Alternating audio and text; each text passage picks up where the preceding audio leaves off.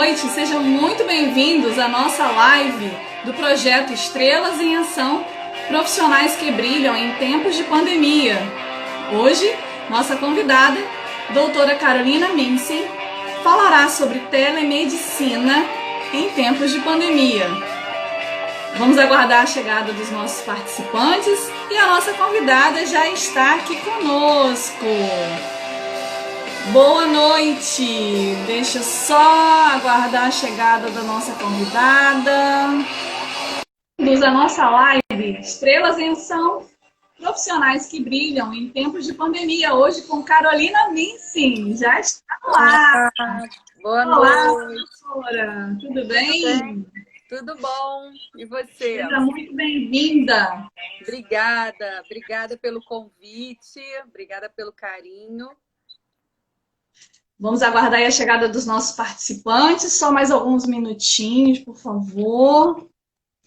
E aí a gente começa. Tá ótimo. Hoje a doutora Carolina Minci falará sobre telemedicina em tempos de pandemia aqui conosco. Tema super esperado pelos nossos participantes e pedidos. E essa fera veio para acalmar os nossos corações com relação à telemedicina. Vamos lá? Enquanto os nossos convidados chegam, vou apresentando, né, você e informando que nossas perguntas ficam abertas a partir de agora. E ao finalzinho da live a gente volta para as perguntas dos participantes. Vamos lá. Boa noite, professora Ana Carolina Minci, perdão. É um prazer recebê-la no projeto de lives da Lupa Consultoria e Treinamento. Estrelas em Ação, profissionais que brilham em tempos de pandemia. E obrigada por ter aceito o nosso convite. Imagina, obrigada a vocês pelo convite, pelo carinho. Vamos lá, vou apresentá-la aos nossos participantes. Professora Carolina Minci é pós-graduada pela Universidade Cândido Mendes, é secretária-geral da Comissão da Mulher do Estado do Rio de Janeiro, da Associação Brasileira de Advogados, sócia fundadora do escritório Martins Minci Advocacia e Consultoria, especialista nas áreas de Direito Médico e da Saúde, Bioética, Direito das Famílias e Sucessões. É consultora, palestrante, professora, mediadora e árbitra de conflitos cíveis e familiares. É professora nossa do curso de Responsabilidade Civil na área da saúde, na modalidade Educação à Distância, encerrada a primeira turma na sexta-feira passada e a próxima turma prevista para o período de 24 de agosto a 11 de setembro em nossa plataforma de Educação à Distância, entrando pelo site da Lupa, www.lupa-rj.com.br. Seja muito bem-vinda, professora. Vamos às perguntas? Vamos lá para a gente conseguir responder todas, né? Porque passa muito rápido Verdade, live, né? É um desafio, né? Vamos lá. Professora, como é trabalhar com direito na área da saúde e qual a sua atuação no direito atualmente? Bom, é no direito da saúde, né? Uma das minhas áreas específicas, mas especificamente dentro do direito da saúde, a minha área de atuação é na defesa médica, né? Então, eu atuo na defesa dos profissionais de saúde. E atuo também na esfera familiar e de sucessões, né? Então, ao longo aí desses 20 anos de advocacia, hoje em dia o escritório basicamente trabalha com profissionais de saúde, porque eu acabo atuando também na esfera familiar para profissionais de saúde, né? Porque assim como eles, nós na advocacia a gente também tem muitas limitações em termos de publicidade, propaganda, acaba sendo aquele boca a boca, né? Um que fala, ela é minha advogada, ela também faz isso, que bom, aí indica, né? Então, assim, a gente fez esse levantamento em 2019, 90% dos nossos clientes no escritório são profissionais de saúde, não necessariamente de processos na área de responsabilidade civil médica, na área de defesa médica, mas 90% aí é profissional da saúde, né?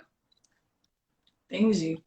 E aí isso já colabora, né? Porque um acaba ajudando o outro, né, É, professor? exatamente. Isso ajuda bastante.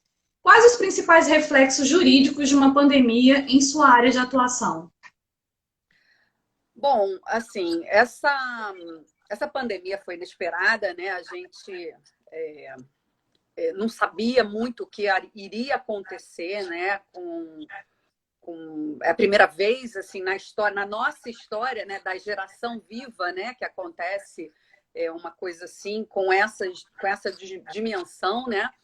E apesar de muitos escritórios terem sofrido alguns baques e problemas mesmo, né, na continuidade do trabalho, por conta da quarentena, da impossibilidade, né, de deslocamento das pessoas, do fechamento dos fóruns e tudo, no nosso escritório, o que acabou acontecendo, e eu acho que, de modo geral, conversei com outros professores do nosso curso e tive esse mesmo feedback, por atuarmos na área da saúde e a saúde ser o tema central desse problema todo, nós acabamos tendo um aumento na demanda, né? No meu caso específico, fui muito procurada e ainda estou sendo por conta de consultorias preventivas, né? Por profissionais da saúde. A gente, nesse período, nós tivemos e estamos tendo, né, uma produção legislativa absurda, enorme, como não antes visto, né? Nos últimos 4 meses, eu acho que o número de legislação da área, seja pelo Executivo, seja por conselhos, pelo Ministério da Saúde, pela própria Anvisa, enfim, a quantidade foi enorme.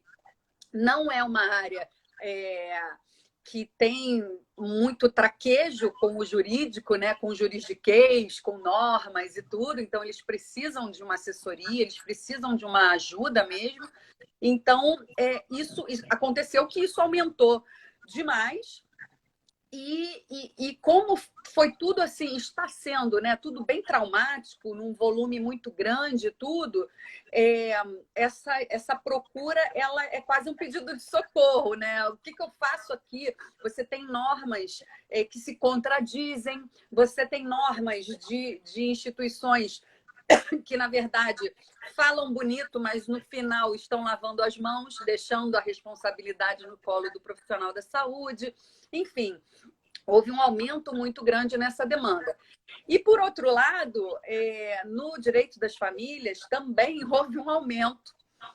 Infelizmente, na quantidade, isso não é fofoca e não é manchetes de jornais fazendo exagero, mas realmente um aumento do número de divórcios, o aumento do número de desfazimento de união estável. Eu costumo dizer que os casais que já não estavam bem ficaram piores ainda, né, com o isolamento social, e até aqueles que já estavam bem têm tido muita dificuldade de enfrentar o que tem acontecido. E ainda houve também um outro desdobramento, que na área de sucessões houve uma procura muito grande da gente em pedidos de planejamento sucessório. Eu acho que bateu um medo de morrer nas pessoas, aquela coisa de, ai meu Deus, pandemia, é uma coisa mundial. Então, assim, muitos clientes querendo fazer testamento, muitos casais, muitas famílias buscando o planejamento sucessório, assim. Então, assim, está sendo bem impactante, assim, para a gente. Caramba, quanta informação importante e rica, né? Não tinha a Exatamente. menor ideia de que tinha ido tão além, né, da questão só de uma situação de que paciente que veio a óbito, alguma coisa mas testamento, quer dizer, as pessoas pensaram muito além, né? E, Exatamente. Como impactou, né? Como a pandemia, né? Gerou reações diversas, né? Assim, nas pessoas, né? caramba. Professora, eu vou só dar boas-vindas aqui aos nossos participantes, muita gente de fora, sua live está nacional. Que bom, que bom. Boa noite a todos que estão entrando. Boa noite, Romilda. Gonzaga Graça Cruz, Lucimar, Gildásio, Bruna, doutora Luciana Pérez, Boa noite a todos. Pati Mendes. Doutora Viviane, acabei de ver também. Viviane. Nossa, mas muita gente. A live está bombando. Que bom. Vamos lá. Pessoal, as perguntas estão abertas. Mais um pouquinho à frente a gente volta para as perguntas de vocês. Combinado? Vamos lá, professora. Quais os maiores desafios jurídicos para os profissionais de saúde com a chegada da pandemia? Bom, eu acho o seguinte, na verdade, o maior desafio deles hoje é em relação ao direito, né? É a insegurança jurídica, tá? De modo geral, assim, se eu puder definir em 2 palavras, é isso, é a insegurança jurídica. Exatamente pelo que eu falei anteriormente.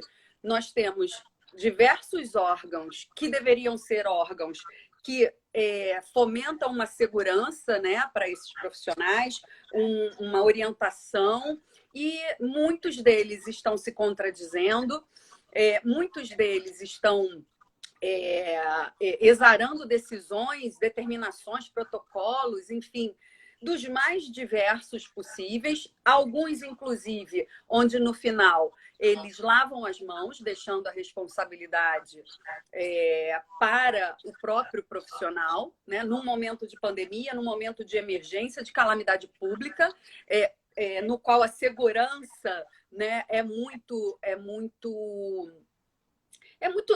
subjetiva, né? Porque, na verdade, não há segurança, né? Então, eu acho que, assim, os desafios para os profissionais da saúde em combater essa incerteza jurídica, que aí eu acho que há necessidade de um bom planejamento, de uma boa assessoria preventiva mesmo, para que você passe por esse momento e depois que esse momento passar, você ainda tenha mais instrumentos para poder se defender, para poder argumentar, enfim. E além disso, dessa insegurança, que eu acho que é um dos grandes desafios, se não o maior, a atuação em si, com o estado de calamidade que se colocou. Faltas de equipamento, superlotação, todas as realidades que nós temos visto em relação à saúde, né, que, na verdade, já são situações que se apresentavam na medicina brasileira, que a gente sabe disso, sempre foi superlotada, sempre teve dificuldade de trabalho, sempre teve insegurança, né? Só que agora aumentou, né? Agora nós temos uma lente de aumento nisso e a demanda, por hora, em alguns estados, a gente se distanciou do colapso, mas ainda estamos à beira de colapso em vários estados. A gente está falando de um país com dimensões continentais, né? E eu estou vendo que muita gente está perguntando de telemedicina. A gente chega lá, a gente chega lá. É a próxima pergunta, pessoal. Mas a questão, assim, são vários desafios, na verdade, mas eu acho que se eu puder resumir, essa insegurança jurídica e o enfrentamento de uma situação de calamidade na saúde, que, na verdade, já era existente, já era pré-existente e que só piorou com a pandemia, né? Verdade. A senhora também viu aí várias pessoas perguntando: e a telemedicina? O que tem a ver o direito com a telemedicina? Então, vamos lá. Esse primeiro momento a gente tem que dar uma base, né? Exato. Dar um início para a live, para que as pessoas comecem a entender o mundo do direito dentro da telemedicina. Então, agora, a professora Carolina Missing vai explicar para a gente aonde encaixa o direito na telemedicina e explicar um pouco para a gente o que é telemedicina, por favor. Bom, então, eu acho que tem tudo a ver com direito, porque a gente sabe que na medicina, né, existe o lado do profissional da saúde e existe o lado do paciente. Essa relação é uma relação contratual. É uma relação que é de prestação de serviço, né, de atendimento e tudo. Ela tem peculiaridades muito específicas, né? Ela é muito sensível em diversos pontos, diversos aspectos, e a probabilidade desta relação se desdobrar judicialmente é muito grande. Seja por insatisfação no atendimento, seja por algum problema efetivo no atendimento, enfim. Nós sabemos também que o profissional da saúde que atende na esfera pública, ele tem um pouco mais de blindagem do que o profissional que atua de forma particular. Isso porque a gente já sabe o posicionamento, né, dos nossos tribunais, no sentido de que quando você tem algum questionamento, e esse questionamento é em relação ao atendimento em um hospital público, em um atendimento público, o seu polo passivo, ou seja, né, o seu réu é essa instituição. Né? Depois, se ele quiser ir atrás daquele médico, enfim, se ficar confirmado que houve algum erro médico, enfim, algum erro específico naquela atuação, isso pode ser buscado. Mas o que eu acho assim que conecta mais a medicina com o direito, e aí chegando na telemedicina? A telemedicina, ela é, sem sombra de dúvida, uma maravilha em termos tecnológicos, né? Em termos de você poder colocar a medicina mais próxima das pessoas. Em termos de coronavírus e de pandemia, é um instrumento para manter as pessoas em casa, ajuda o não deslocamento, ou seja, na manutenção do isolamento social, e com essa tentativa, né, de impedir ou diminuir, dirimir essa contaminação, né, porque a gente está falando de um vírus altamente contagioso, o que é maravilhoso. Porém, essa telemedicina, ela tem peculiaridades, por sua vez, que são muito sérias e que devem ser encaradas não só pelo profissional da saúde, mas por nós, operadores do direito também, de forma muito conscienciosa e de forma muito cautelosa. Por quê? Todos os protocolos e toda a burocracia, vamos dizer assim, todas as normativas que se aplicam à medicina, elas devem ser aplicadas à telemedicina.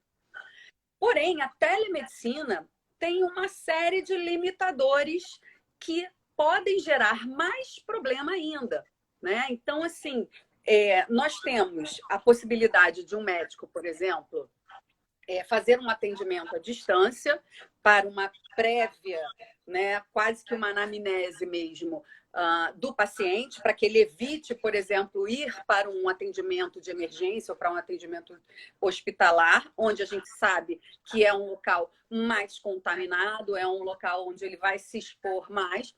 E se for uma coisa simples, uma coisa que o médico consiga detectar, ele vai ser atendido à distância e com toda a autonomia que a telemedicina ganhou, no sentido de agora os médicos estarem utilizando muito mais a assinatura eletrônica, né, a forma de receitar, de fazer o receituário eletronicamente, com assinatura digital e tudo, todas essas facilidades, né, que acompanham a telemedicina, porque a gente está falando de uma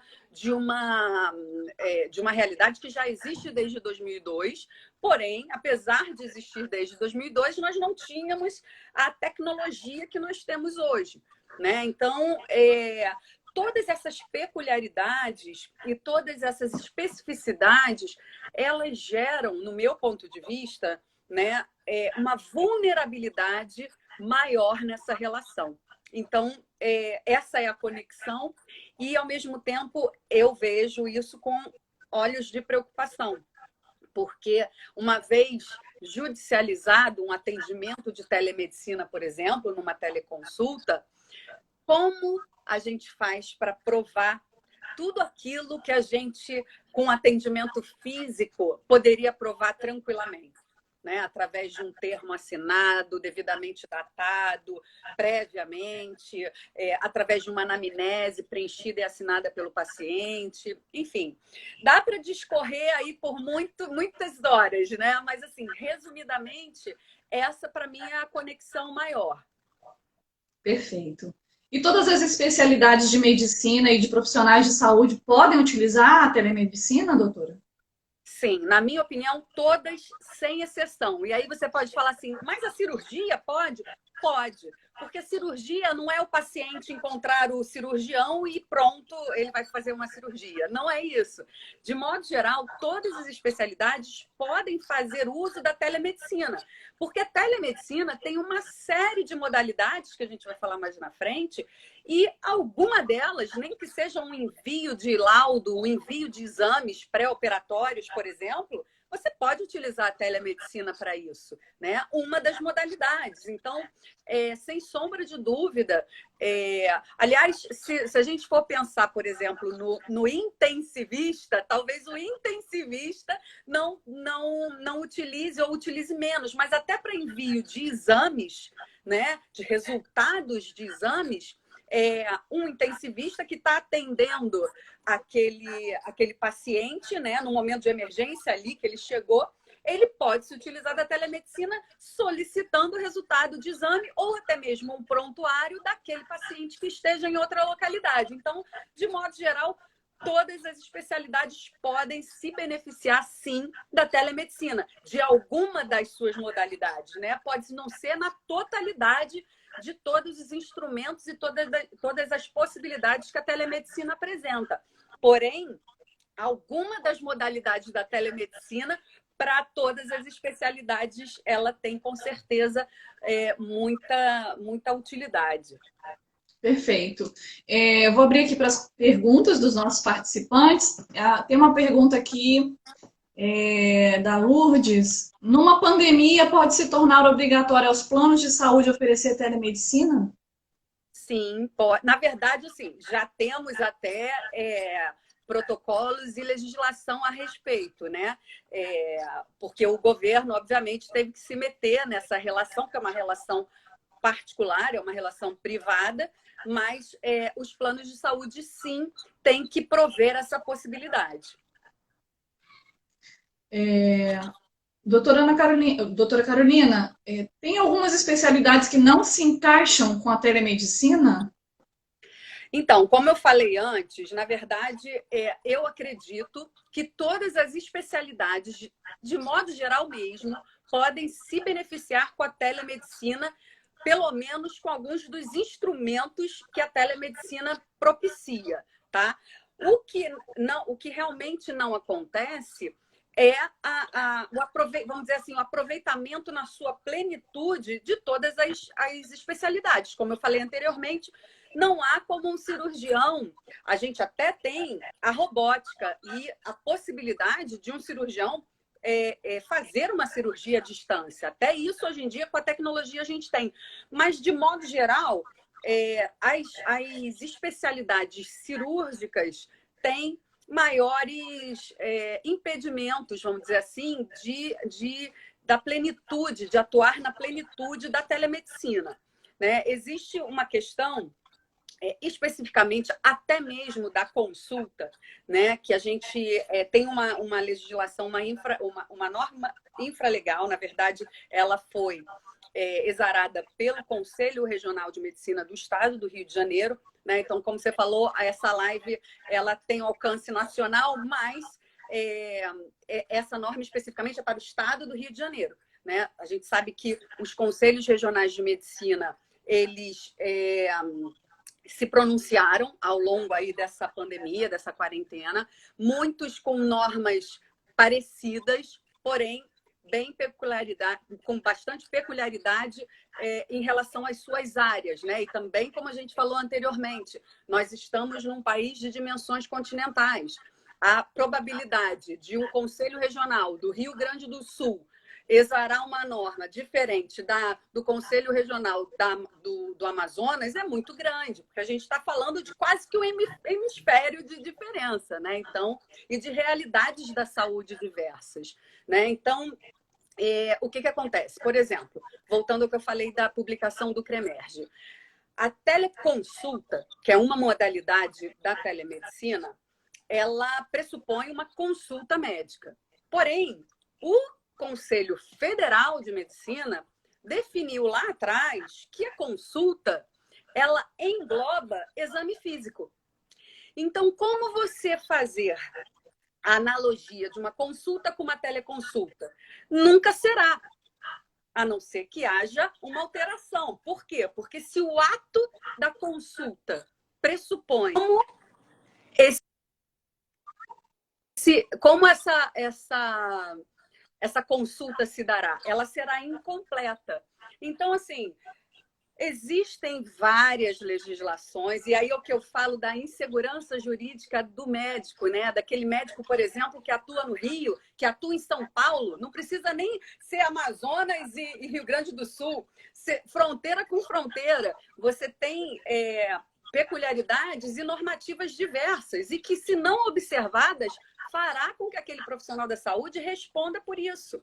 Então, são peculiaridades muito importantes, e é por isso que eu acho que uma assessoria ela é essencial para a possibilidade do exercício pleno da medicina e tranquilo, né? Porque a gente não quer o médico, por exemplo, pensando nos desdobramentos jurídicos que aquela consulta pode gerar. Ele tem que focar no ato médico, né? Então, assim, aí isso volta até uma das primeiras perguntas, né? Aonde que está aí o link do direito com a medicina? Eu acho que está em todo momento, né? Está 100% conectado. Perfeito. Vamos dar boas-vindas a algumas pessoas que acabaram de chegar em nossa live. Viviane Landim, Graça Cruz, W. Takashi, Kelly Brock. Takashi, é William. Isso. É W. Takashi, né? Isso. Kelly Doutora Natasha Felgenstein, que é presidente da Comissão da Mulher da Associação Brasileira de Advogados, daqui do Rio de Janeiro. Perfeito. Tem bastante gente aí. Carol Rebelo, Natasha, sejam muito bem-vindos à nossa live com a doutora Carolina Minsin, falando sobre telemedicina em tempos de pandemia. As perguntas estão abertas. Vamos fazer só mais uma pergunta aqui. Temos alguns elogios. A Luciene dizendo que a orientação... Perdão. A Paty Mendes falando parabéns, live top. Luciene Machado... Ótima colocação, se provar algo contra o médico no atendimento presencial já é difícil, imagina em teleconsulta, né? Aí vai uma dica minha, então. Que a gente aproveita a live para isso, né? A pessoa está assistindo a live e merece uma dica, né? Grave a sua consulta.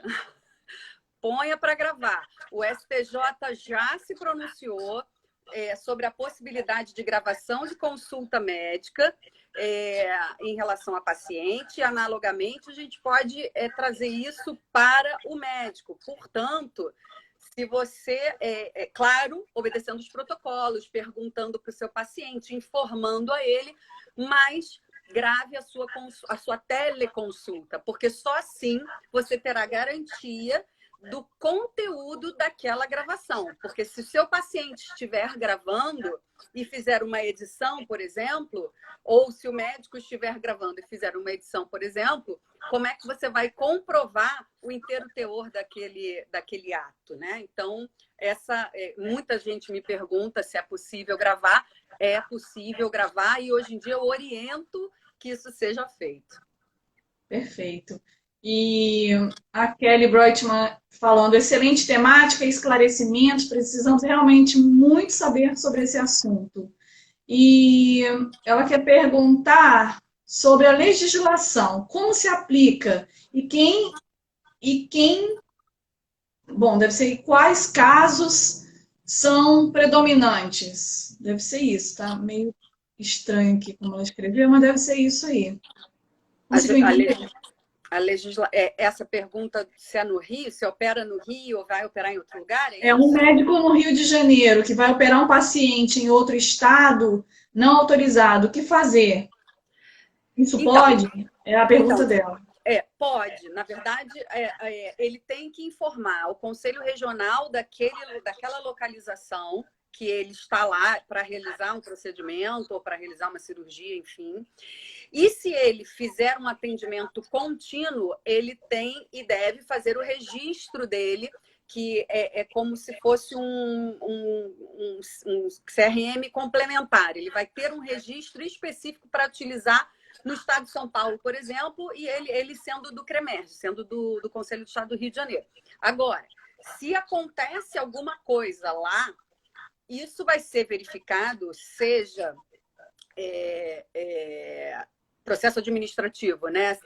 No próprio conselho, no conselho da localização onde o ato ocorreu.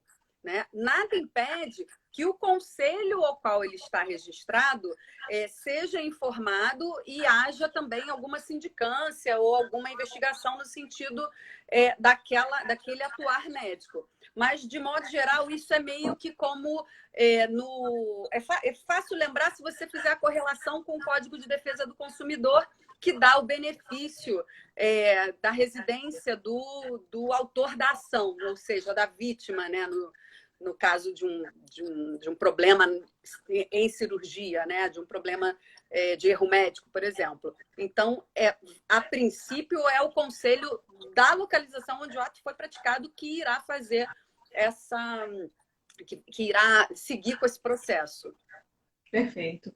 A senhora já falou sobre algumas características, né, da teleconsulta, mas quais as principais características da teleconsulta? Então, a principal delas é essa, a distância do atendimento, não é um atendimento realizado fisicamente. Então, ele é um atendimento que utiliza da tecnologia da informação para aquele atendimento, seja computador, seja pelo celular, enfim, uma videoconferência de alguma forma. Essa eu acho que é a principal delas. E a segunda principal é a limitação desse atendimento. Porque, de modo geral, a não ser, assim, até se você estiver fazendo se você estiver na continuidade de um tratamento de terapia, por exemplo, não vejo muita dificuldade na conclusão daquele atendimento. Você está fazendo uma terapia e a continuidade, né, da terapia, e uma das suas consultas será realizada por teleconferência sem problema nenhum.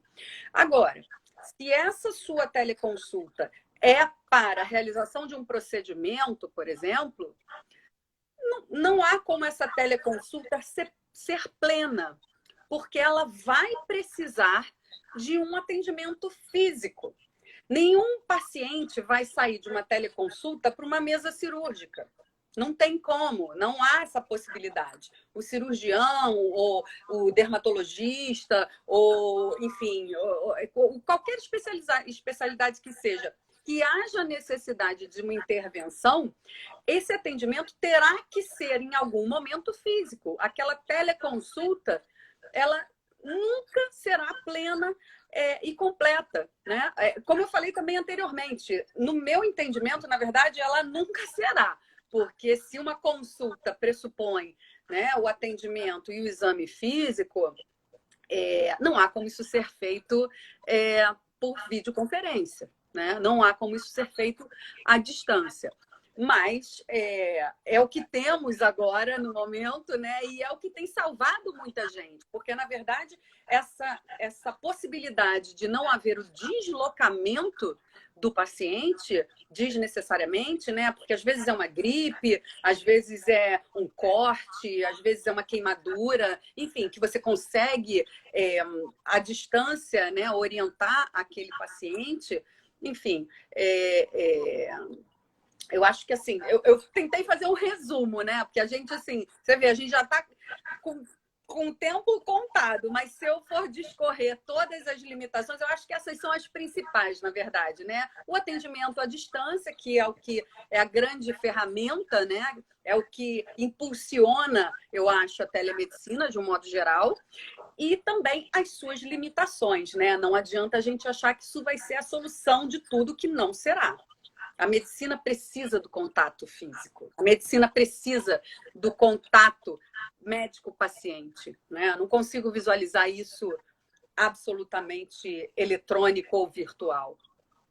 Perfeito. E pegando o gancho da sua resposta, qual seria o ideal, o passo a passo ideal de uma teleconsulta, em sua visão?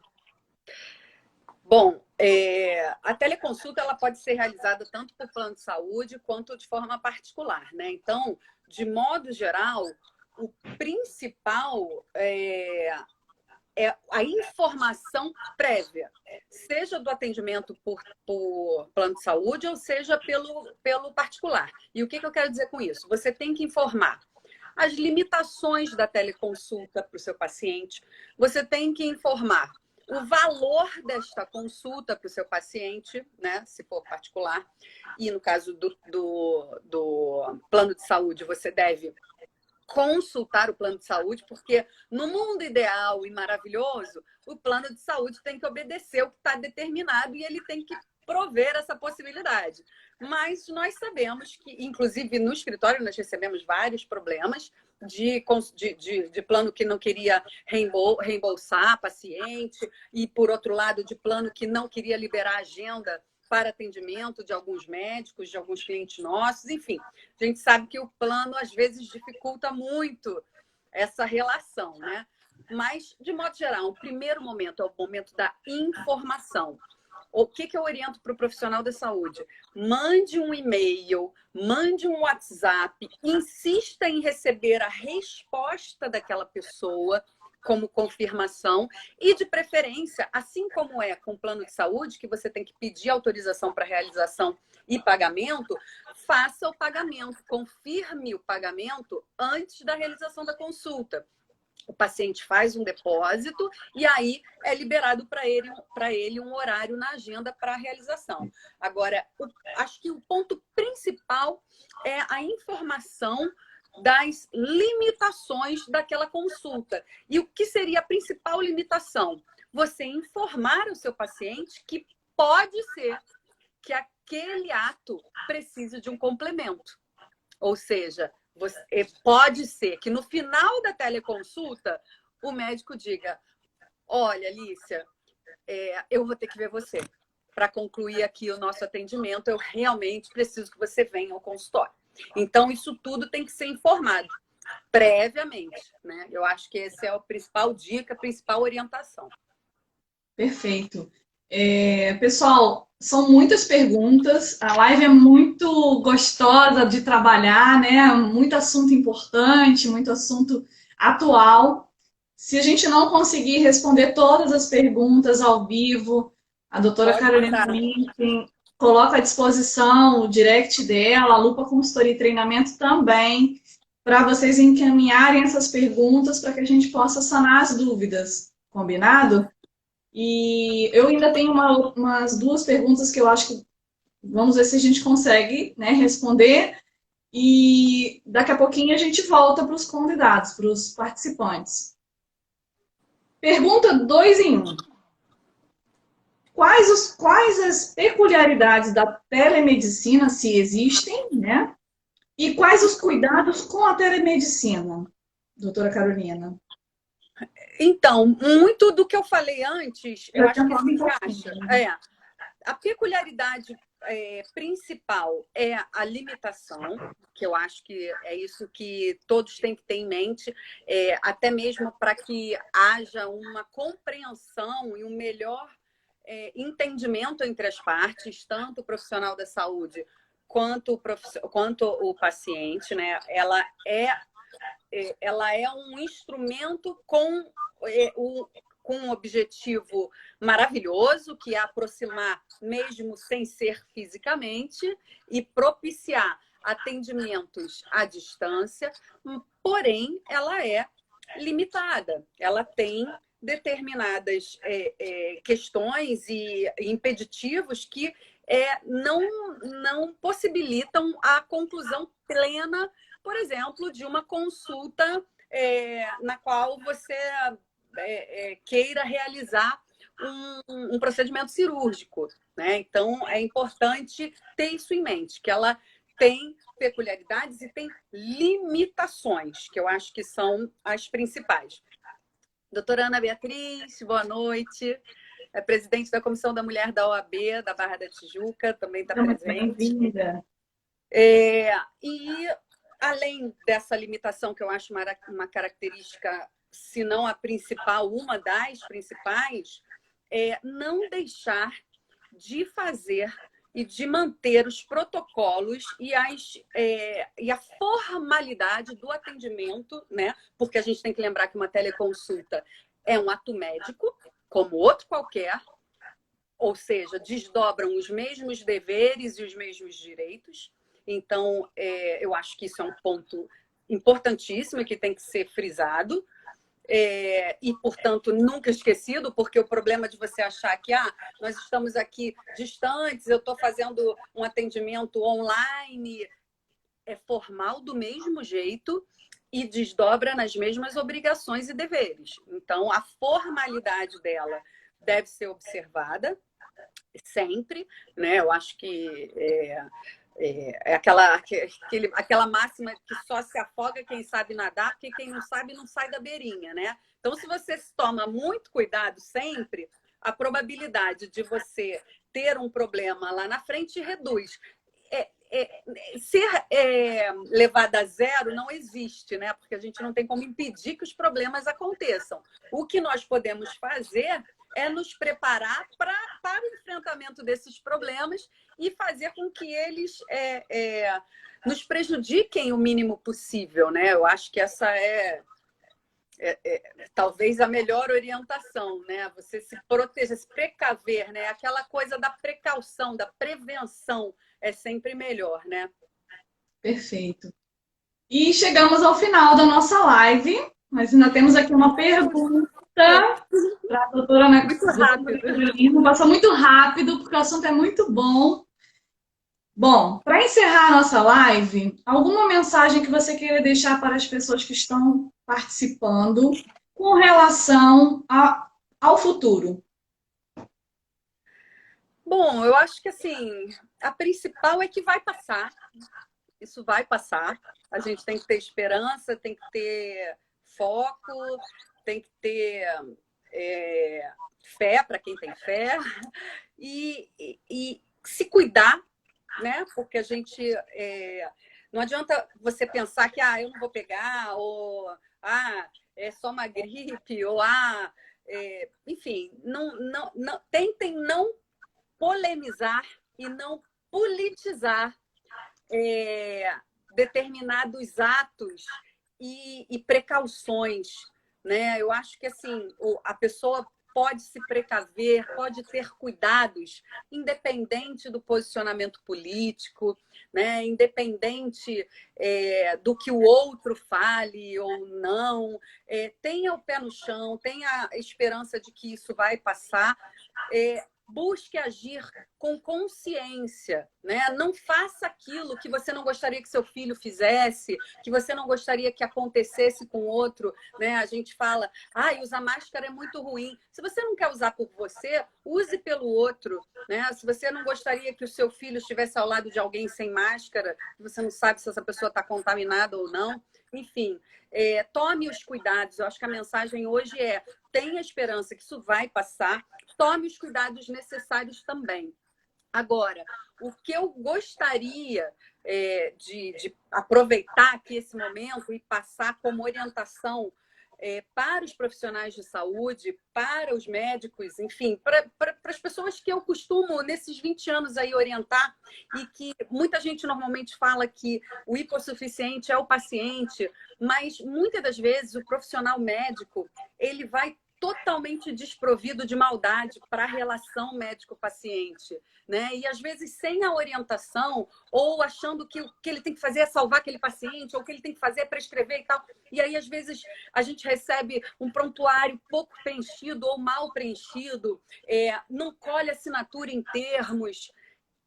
Prestem muita atenção. Esse momento que nós estamos passando é um momento grave, é um momento de peculiaridades que, ao longo do tempo, são esquecidas.